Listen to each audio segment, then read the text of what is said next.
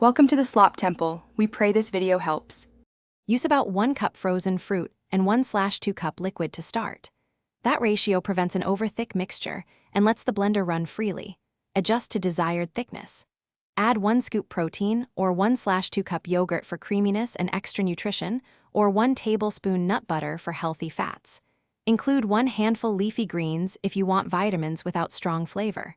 Blend on high for 30 to 60 seconds until smooth.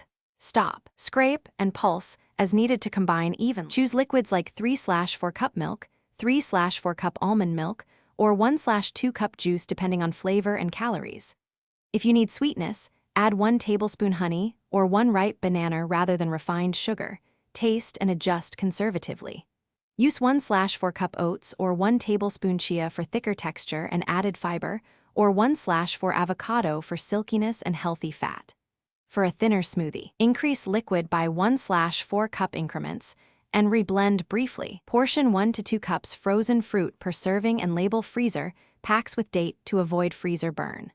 Prep add-ins like 1/4 cup nuts or 1 tablespoon seeds separately so they stay fresh. Store leftovers up to 24 hours in a sealed jar in the fridge and stir before drinking. Separation is normal.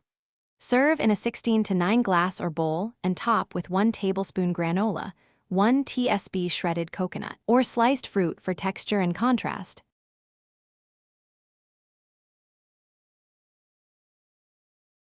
Thanks for watching. Consider subscribing if we helped you.